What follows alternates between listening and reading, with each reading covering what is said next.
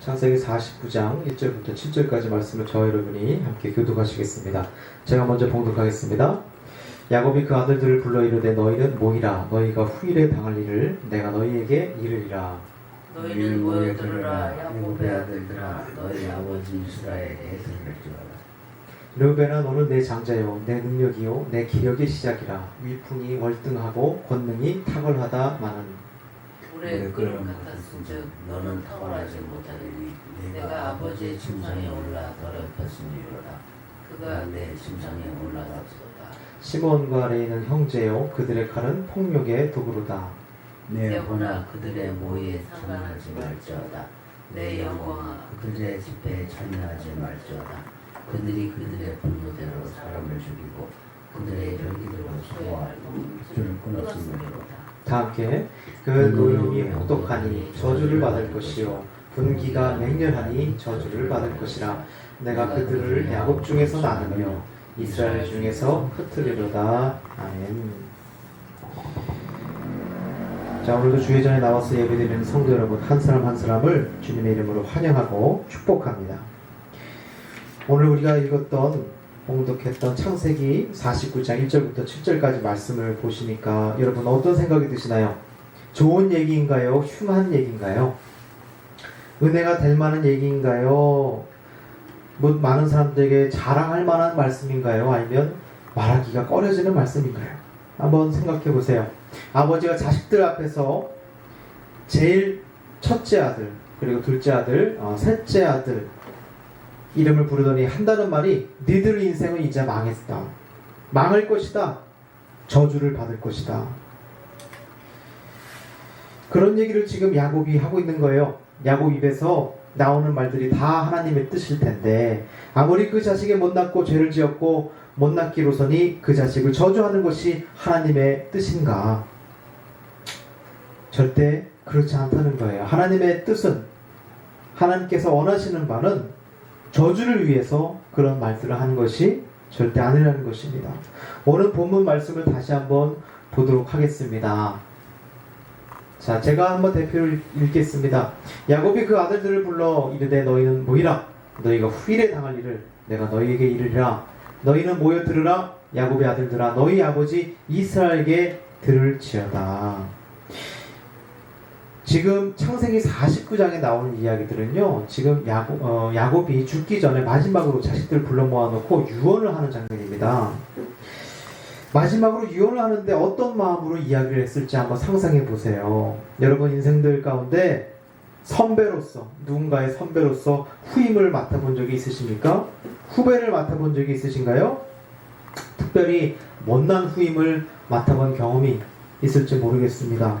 누군가를 못났다, 누군가를 잘났다 하는 것은 우리 그리스도인으로서 별로 좋은 태도는 아니겠지만 그래도 그런 경험에 한해서 한번 이야기를 나눠보자는 것입니다. 어떤 일을 하나 시키면 제대로 하는 것이 없는 후임이 있죠. 반면에 그렇지 않은 후임도 있을 것입니다. 어떤 사람도 처음부터 잘하는 사람은 없을 것입니다. 그럼에도 불구하고 그 중에 탁월한 사람들이 있죠. 일을 하나 시켰는데 딱 시킨 대로만 해온다. A급, B급, C급 중에 여러분 무슨 급일까요? 일을 하나 시켰는데 딱 시킨 대로만 해왔어요. 잘한 거예요. 그럼 무슨 급일까요? 이제 회사 생활을 해보신 분들은 아시겠지만 교회에서도 마찬가지입니다. 딱 시킨 대로만 해오면요 B급이에요. 시킨 거 이상으로 해온다. 한 번 더 생각해서 만들어 가지고 왔다. A급이죠. 시킨 것도 못 해왔다. C급이겠죠. 자, 누군가에 대해서 이렇게 점수를 매기는 것 자체가 좋은 것은 아니지만 자, 어떤 이야기를 하고자 하는지 한번 들어보세요. 이 C급 후임이 하는 짓을 보면요, 다음에 또 어떤 사고를 칠지 어느 정도 예상이 되는 것입니다. 어떤 일을 맡겼을 때에도 과거에 이런 일을 했으니 또 이런 식으로 해오고 있구나 예상이 되는 거예요. 그러면 그거에 맞춰서 더 미리 조언을 해줄 수 있겠죠. 너 전에도 이렇게 해왔으니 이번에는 이렇게 하지 말라고 얘기해 줄 수 있는 겁니다. 구체적으로. 자, 이렇게 나랑 피 한 방울 섞이지 않은 후임에게도 뭔가를 맡기기 전에 예상이 되는데, 하나님의 은혜를 경험했던 이 야곱이, 산전수전 다 겪어봤던 이 야곱이 가장 오랫동안 지켜보았던 사랑하는 첫째 아들, 둘째 아들, 셋째 아들 미래에 어떤 재난이 닥칠지, 어떤 고난이 닥칠지, 어떤 대가를 치르게 될지 예상을 못할까요? 너무 뻔하게 보이는 거예요. 안 봐도 비디오, 안 봐도 유튜브, 그렇게 다 보인단 말이에요. 예상이 너무 잘 되는 거예요. 그럼 어떻게 해야겠어요? 마지막 유언을 전하는 시간에 무슨 말을 해야 되겠어요? 자녀들아, 내 말을 들으라. 앞으로 무서운 재난들이 닥칠 테니까 내 말을 듣고 제발 생각 좀 고쳐먹어라. 그렇지 않으면 반드시 대가를 치르게 될 것이다. 뿌린 대로 거둘 것이다.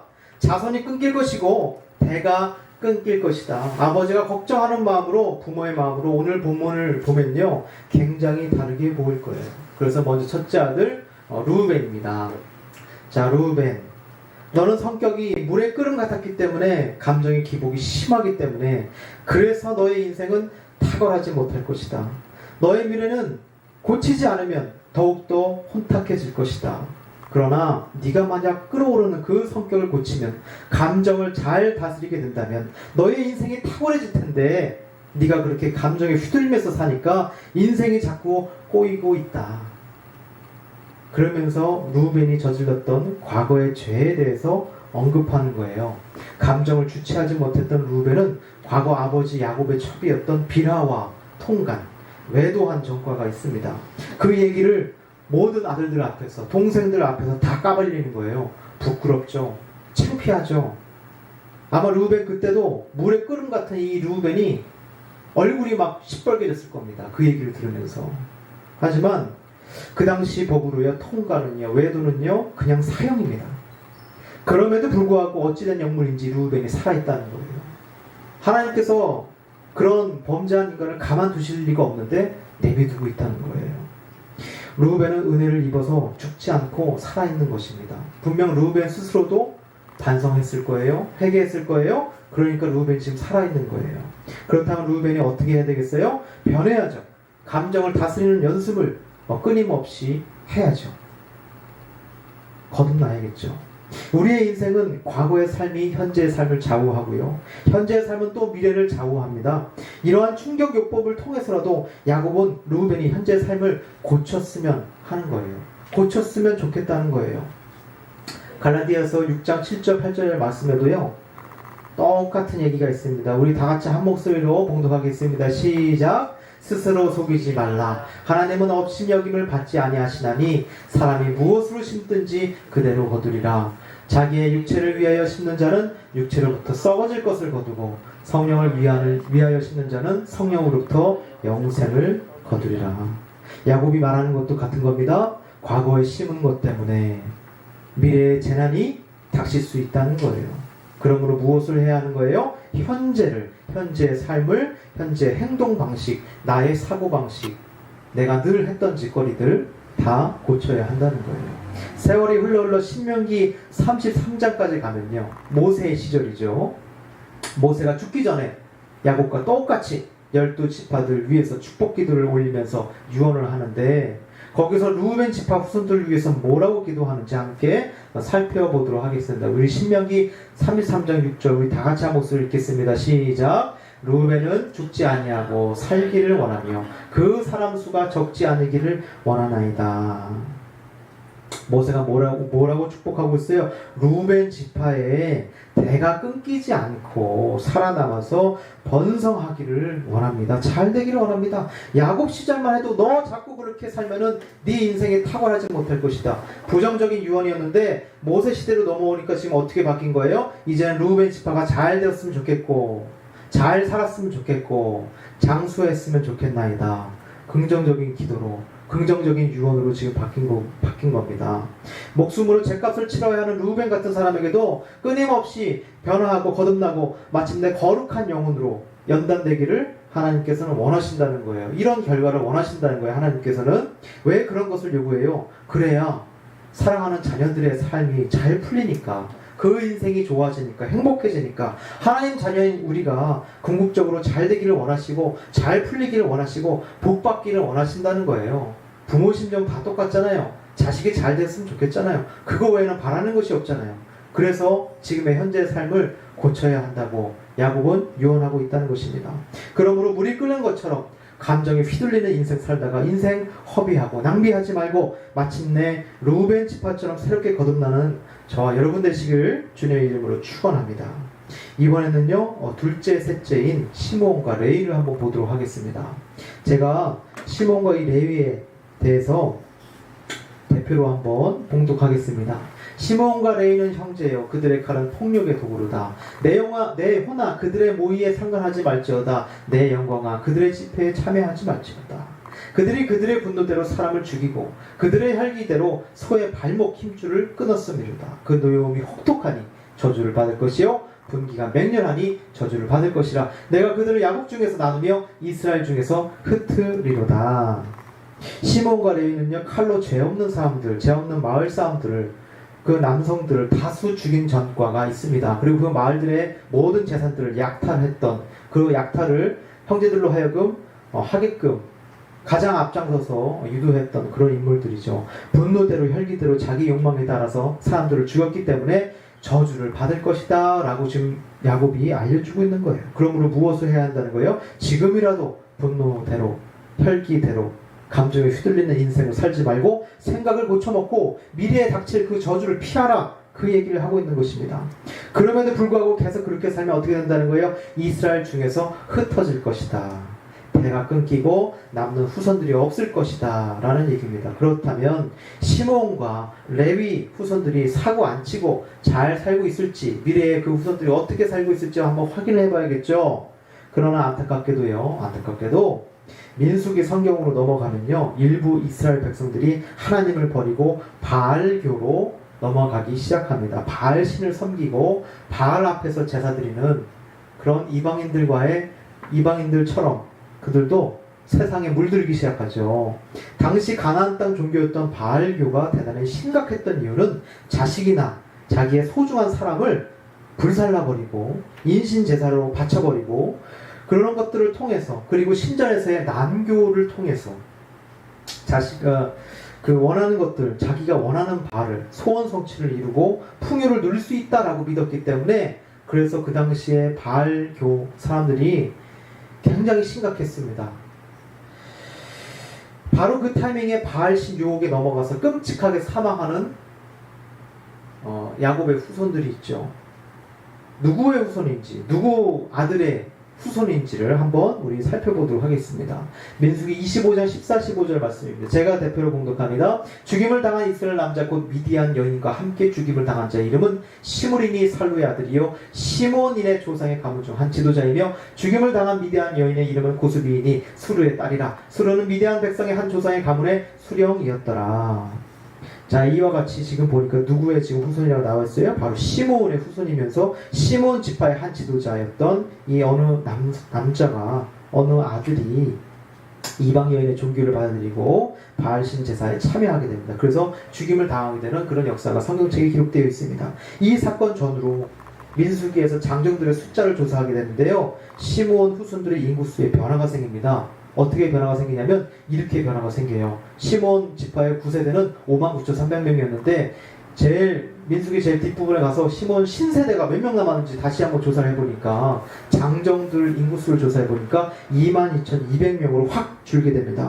원래 시몬 지파는 유다 지파, 단지파에 이어서 3위를 달릴 정도로 숫자가 많았던 지파였습니다. 그런데 장정들 숫자가 그 사건 이후로 시몬 후손이, 그리고 지도자 중이었던 한 명이 미디안 여인과 또 그렇게 결혼을 하게 되고, 그러면서 바알 신을 섬기게 되고, 그와 같이 이제 하나님을 버리는 인생을 살기 시작하면서 시몬 지파의 인원수가 갑자기 확 줄게 되는 거예요.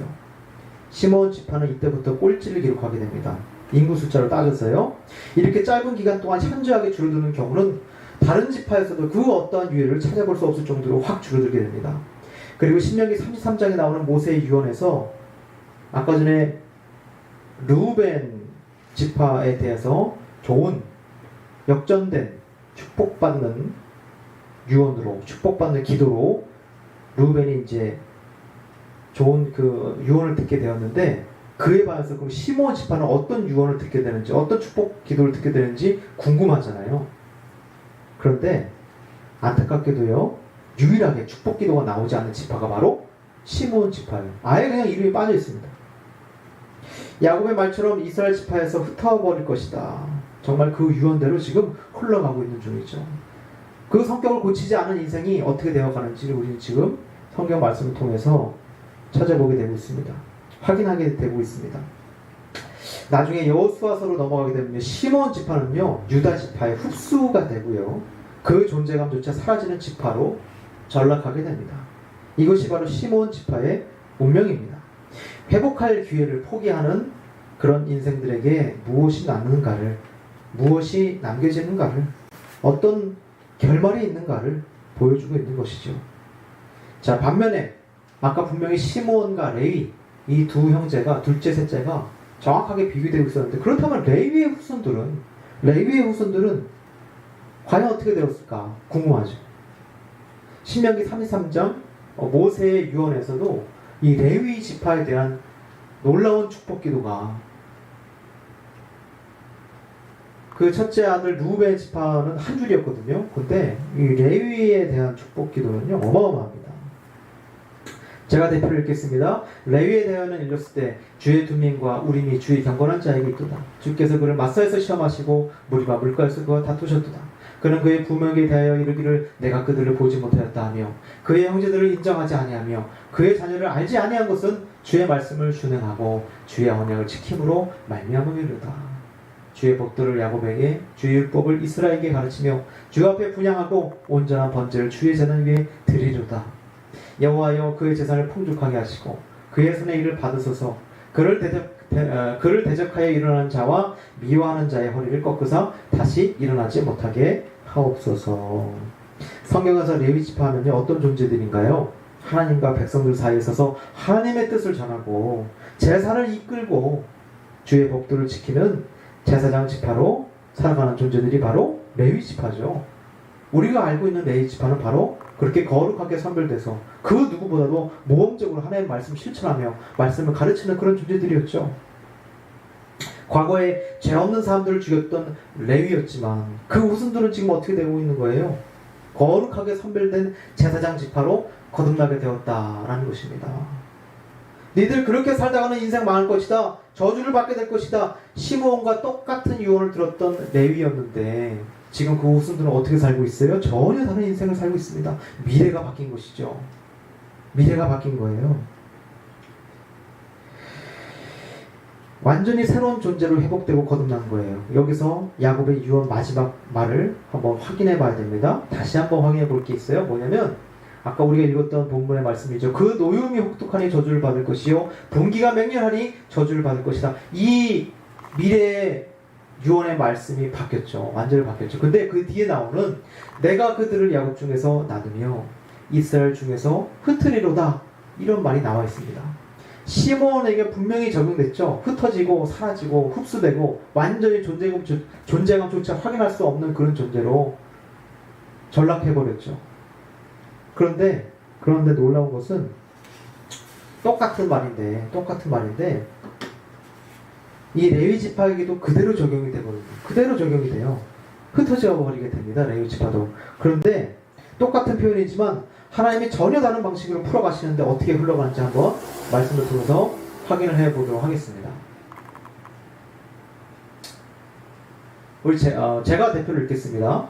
그때 레위 사람의 족장들이 제사장 엘르아살과 눈의 아들 여호수아와 이스라엘 자손의 지파 족장들에게 나와서 가나안 땅 실로에서 그들에게 말하여 이르되 여호와께서 모세에게 명령하사 우리가 거주할 성읍들과 우리 가축을 위해 그 목초지들을 우리에게 주라 하셨나이다 하네.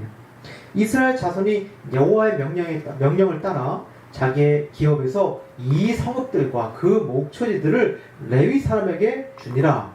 레위 사람들이 이스라엘 자손의 기업 중에서 받은 성읍은 모두 48성읍이요. 또 그 목초지들이라. 이 각 성읍의 주위에 목초지가 있었고 모든 성읍이 다 그러하였더라. 무슨 말이냐면 레위 지파는요 별도의 땅을 받지는 못했어요. 그런데 각 지파마다 성읍이 있어요. 마을이 있고 성들이 있죠. 그 성읍마다 흩어져 가지고 하나님의 뜻을 전하는 제사장의 역할을 감당하게 된 거예요. 똑같이 흩어지는 건 맞아요. 시므온 지파는 흩어지고 흡수되고 결국 사라지는 운명이 되었지만 레위 지파는 흩어지고 나눠져서 하나님의 말씀을 각 지파에서마다 전하는 귀중한 사역을 감당하게 된다는 것입니다. 우리가 비록 과거는 바꿀 수 없지만요 미래는 바꿀 수 있습니다. 미래의 삶을 바꾸기 위해서 뭐부터 바꿔야 되는 거예요? 현재의 삶을, 나의 인생을, 나의 가치관을 바꿔야죠. 그게 쉬울까요? 절대 쉽지 않습니다. 부단히 노력해야 합니다. 그동안 늘 걸어왔던 길이 가장 편하고 익숙하기 때문에 귀찮거든요. 내 인생, 내 사고방식 바꾼다고 하는 것, 나의 행동을 바꾼다고 하는 것, 귀찮은 것입니다. 지금의 내가 나 그대로 사는 것, 그게 나한테 가장 편한 길이죠. 가장 익숙한 나의 사고방식. 그런데 그 길을 버리고 새 길을 개척하는 것입니다. 왜 성경은 못났던 아들 시므온과 레위를 통해서 우리에게 서로 다른 결과, 서로 다른 미래를 보여주고 있을까요? 하나님은 우리에게 기대하는 것이 기대하고 있는 것이 딱 한 가지 있습니다. 부모가 자녀에게 기대하는 것도 딱 한 가지 있습니다. 잘 먹고 잘 살고 잘 되는 것 뿐입니다. 그 어떤 것을 바라고 있겠어요? 좋은 소식을 들려드리는 것만큼 효도하는 것이 있겠습니까? 저는 우리 예언교회 성도들이 다 잘 되었으면 좋겠습니다. 건강하셨으면 좋겠습니다. 건승하셨으면 좋겠습니다. 복을 누리고 은혜를 누리는, 하나님의 복을 누리고 하나님께서 예비하신 은혜를 누리는 저와 여러분 되시기를 주님의 이름으로